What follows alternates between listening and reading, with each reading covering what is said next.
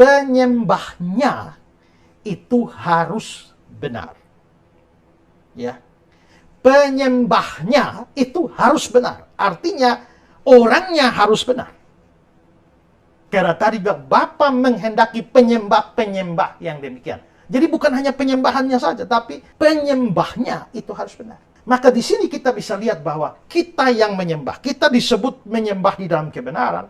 Kalau kita yang menyembah ini, saya yang menyembah, saya harus benar. Saudara yang menyembah Tuhan, saudara harus benar. Saya beribadah kepada Tuhan, saya harus benar. Saudara beribadah kepada Tuhan, saudara harus benar. Nah, benar di sini, penyembah itu benar. Saya mau bagi dua, yaitu bahwa pertama-tama kita tuh harus benar secara status. Nah, benar secara status ini dalam artian bahwa kita itu betul-betul orang percaya. Karena kalau kita orang percaya, kita status kita anak Tuhan, status kita orang yang telah dibenarkan. Ingat, kalau orang tidak percaya Yesus, dia tetap orang berdosa. Tidak bisa disebut sebagai orang benar. Tapi begitu orang percaya Yesus, dia disebut sebagai orang benar, statusnya menjadi orang benar. Nah, maka di sini kita bisa lihat begitu kita beriman, baru ibadah kita itu bisa diterima oleh Tuhan, ya. Karena kalau kita tidak beriman, tidak mungkin ibadah kita diterima. Orang mau beribadah macam apapun, berapa kali mau jungkir balik bagaimanapun juga, kalau orangnya bukan orang beriman kepada Tuhan, apa yang dia lakukan? Ibadahnya, doanya, persembahannya, pelayanannya, semua tidak ada yang berkenan. Coba kita lihat Ibrani pasal 11 ayat yang ke-6. Dikatakan di sana, tetapi tanpa iman tidak mungkin orang berkenan kepada Allah. Tanpa iman tidak mungkin orang berkenan pada Allah. Maka begitu orang berdoa tapi sebenarnya dia tidak beriman, dia tidak berkenan pada Allah. Begitu seorang menyanyi tapi begitu dia tidak, Tuhan melihat di dalam hatinya tidak ada iman, Tuhan tidak berkenan akan nyanyiannya. Begitu orang kasih persembahan dan ketika Tuhan melihat di hatinya tidak ada iman, Tuhan tidak berkenan untuk persembahannya. Kita bisa melihat contoh Kain dan Habel, kan? Bagaimana Kain dan Habel sama-sama memberikan persembahan, tapi Tuhan mengindahkan persembahan Habel. Persembahan Kain tidak diterima. Kenapa? Orang bertanya kepada saya, mengapa sampai Tuhan menolak persembahan Kain dan menerima persembahan Habel? Oh, ada yang bilang bahwa karena Kain hanya mempersembahkan sebagian dari hasil tanah. Tapi masalahnya, Habel juga tidak dikatakan memberikan semua dari hasil ternak. Ada yang mengatakan bahwa karena persembahannya Kain adalah tidak berdarah karena hasil bumi, tapi persembahan Habel itu persembahan yang diterima Tuhan karena persembahan berdarah dari kambing domba. Masalahnya peraturan persembahan kambing domba itu baru diatur pada zaman Musa. Zamannya Kain Habel itu belum. Selain itu dalam kitab Imamat kita bisa lihat bahwa persembahan tidak selamanya ternak yang berdarah. Ada persembahan korban sajian dari tepung-tepung minyak dan lain sebagainya.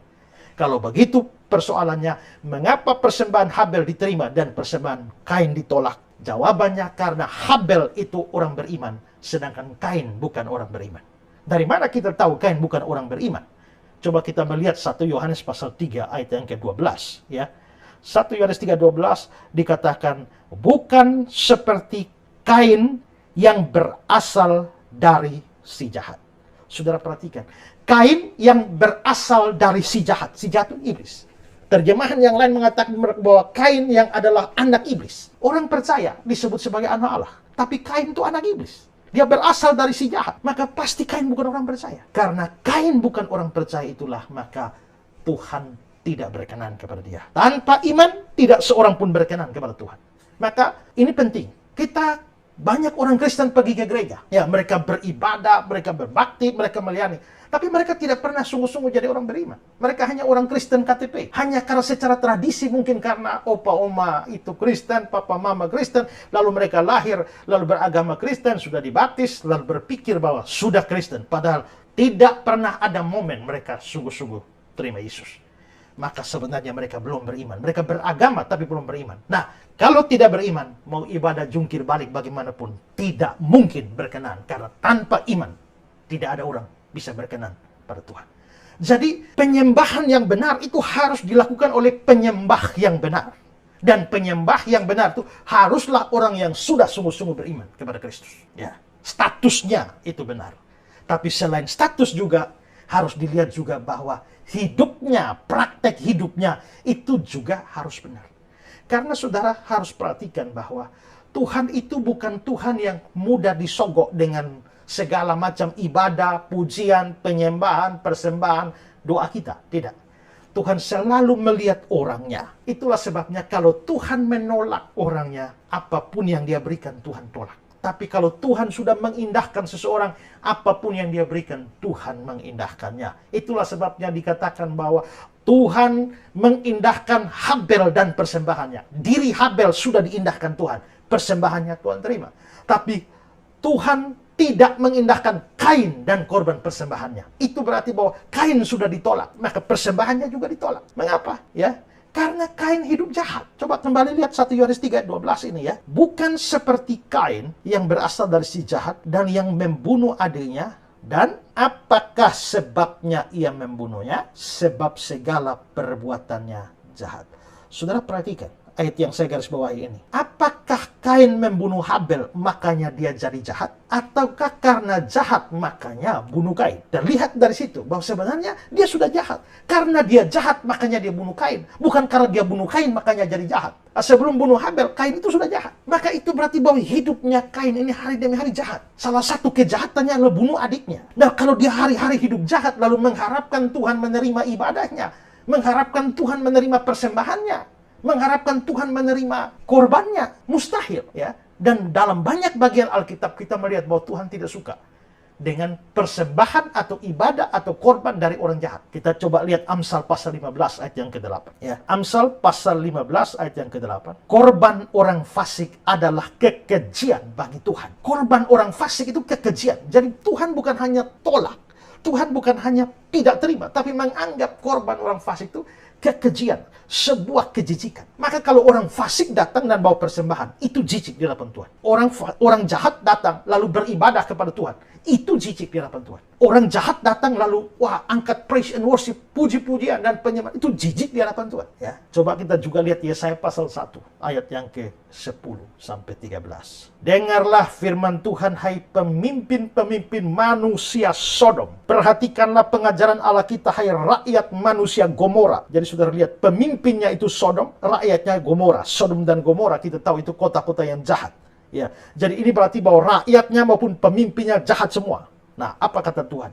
Untuk apa itu korbanmu yang banyak?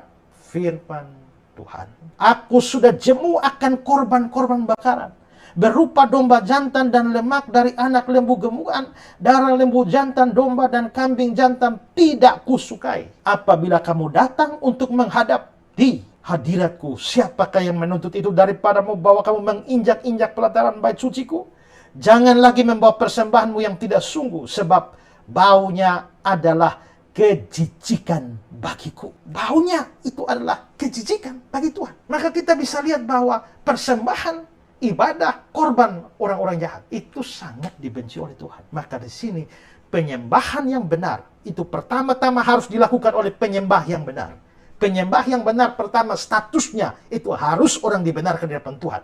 Maka orang percaya. Dan kedua, hidupnya dia sudah orang percaya, tapi dia harus hidup di dalam kebenaran. Jadi kalau Tuhan tidak, jangan mengharapkan Tuhan menerima dan tertarik, senang dengan ibadah kita. Ya, jadi pertama-tama penyembahnya harus benar. Yayasan Karya Bakti Esra Soru atau disingkat KABES hadir sebagai wadah untuk memberitakan Injil dan melayani secara holistik. Yayasan ini didirikan oleh Pendeta Esra Alfred Soru di Kota Kupang, Nusa Tenggara Timur dan bergerak di bidang sosial dan keagamaan. Yayasan ini memiliki visi menjadi lembaga yang mempunyai andil dalam membentuk kekristenan yang gigih dalam memberitakan Injil serta setia kepada ajaran yang alkitabiah dan melayani secara holistik. Dan misi dari yayasan ini yaitu melakukan pemberitaan Injil dan penyebaran ajaran yang alkitabiah secara langsung maupun melalui berbagai media, juga mempersiapkan dan mengutus misionaris-misionaris lokal ke berbagai wilayah, terutama ke pelosok-pelosok, serta mengadakan seminar-seminar atau pelatihan-pelatihan doktrinal, dan melakukan aksi-aksi sosial yang mengarah kepada pelayanan Kristiani yang bersifat holistik.